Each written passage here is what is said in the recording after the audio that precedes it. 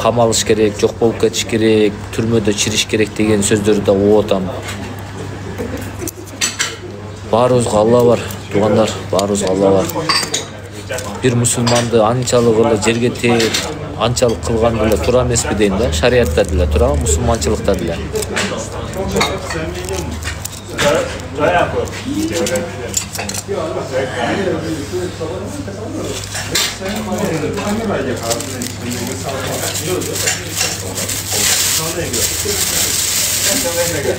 Бирөө жазыптыр, учуп жүрсө элең эми жерге түшүпсүң деп. Мусулман адам учуп жүргөнүн каалаймын. Жакшы үйдө жашап, жакшы кийинип, жакшы машинада жүрүп, бактылуу болуп учуп жүрүшүн каалайм. Мен ар бир мусулман тебеленип, кор болуп, жерде тепселенип жүрүшүн каалабайм мен. Ошондо кандай болуп калат? Ошондо мисалы өзүңө каалаган жакшылыкты өзгөгө кааламайсаң толук мусулман эмессиң деген хадис бар. То есть мен жакшы үйдө жашагым келет, жакшы машинада жүргүм келет, жакшы кийим кийгим келет. Мен проблемасы жок, жакшы жашагым келет. Ошол нерсени баарыңарга каалайм. Ал эми өзүмө каалаган жакшылыкты каалап турган башкалар тепселенип, чүмчүп жүргөнүн мен каалабайм. Ошол справедливо болобу мисалы? Сенин оюңча. Мен жакшы жүрөм, сен тепселенип жүрүшүңдү мен каалабайм. Или сенде баары жакшы, азыр көрүп, мындай жакшы жашоодо жашап. Мен бул жакта кыйналып жүрсөм, сен мисалы шылдыңдап, үстүнөн күлүп, бечара, корбосуң, чүмчүпсүң дегениң ал туура эмес.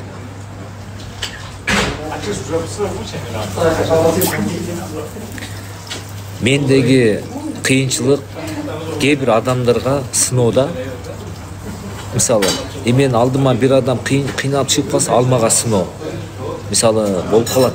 Кече бир эже чыгып калды, сразу банкына которуп койдум. Алланын ыраазылыгы үчүн.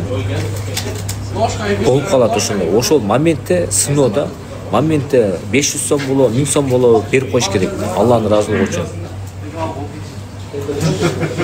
Бири-бирибизге колдоо көрсөтүп, бири-бирибизге жардам берип сыноо да мына мен кыйналып атканым өзүмө дагы кимдир бирөөлөргө да сыноо болушу мүмкүн.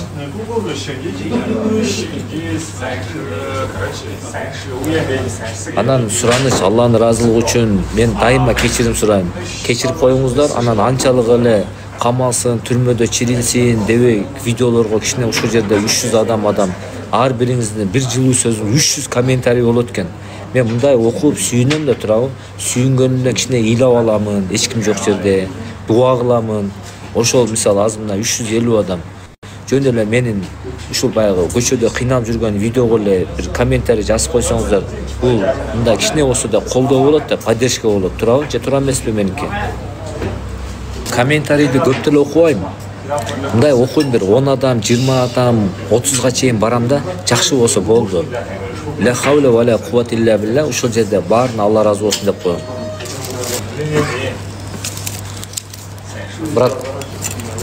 Брат, можно на вас? На минутку. У меня к вам обращение, пожалуйста. Еще один пакетчик можно мне, пожалуйста? Пакет, да? Да.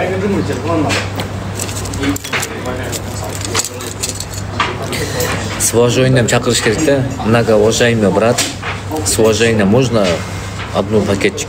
Болду? Официант. Все, спасибо, брат. Официант, алло, гараж. Тез кыймылда, бериге, но барбы деп текебелчилик болбойт. Жөнөкөй болот. Кечирип коюңуз. Фирмен келип коесузбу? Кичпейилдүүлүккө пакет берип коесузбу? Суранып. Антамча чийби таштап коюп.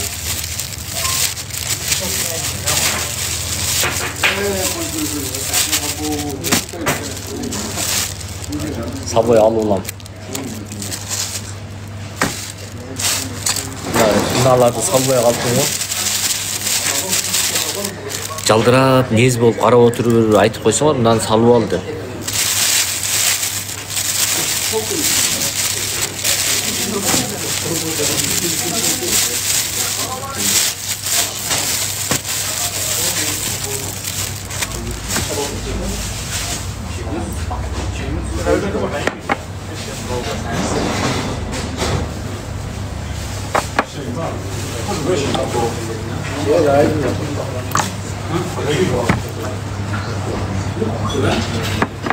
Tuvalet есть здесь? Туалет есть? Туалет. Туалет, да, есть. Да. Вот так выйдете, там шашлычная. Видели? Чуть дальше шашлычная там уже. А там вода... Вода есть, раковина есть. Все. Там вроде мы... Үйүңө бара бербейсиңби, кармаса көчөдөн дагы кармап кетет го дейт. Кармаса мен ушу отурган жеримен кармап кетет. Кармап кеткенден Кудай сактасын Алтынбек. Силерди да Кудай сактасын, мени да Кудай сактасын.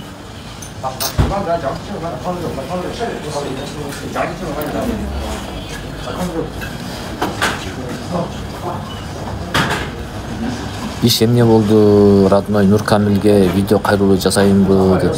Эми Алла ынсап берсин, VPN. Алла ынсап берсин, эми көрөбүз эми.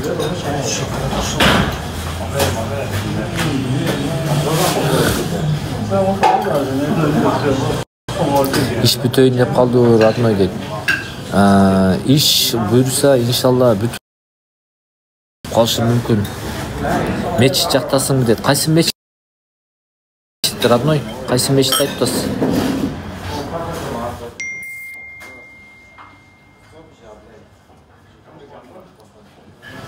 Кайсыл кафе дейт. Жейм ичем деген кафе. Алиса, только жеймин ичемин деген кафе. Google'га жазсаңар, Яндекс навигация жазсаңар, жейм ичем деп жазып көрчү бир. Кафенин аты чыга экен. Арасынан аты бар жазат азыр. Яндекс навигация жазат. Кафе жейм ичем деп жазат. Тамагы жаман. Камалыш керек, жок болуп кетиш керек, түрмөдө чириш керек деген сөздөрдү да угуп атам. Баарыбызга Алла бар, туугандар, баарыбызга Алла бар.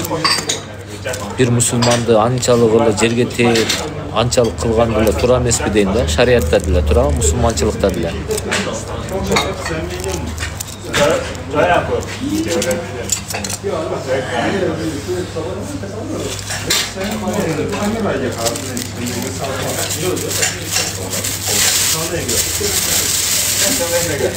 Бирөө жазыптыр, учуп жүрчү элең, эми жерге түшүпсүң деп. Мусулман адам учуп жүргөнүн каалаймын.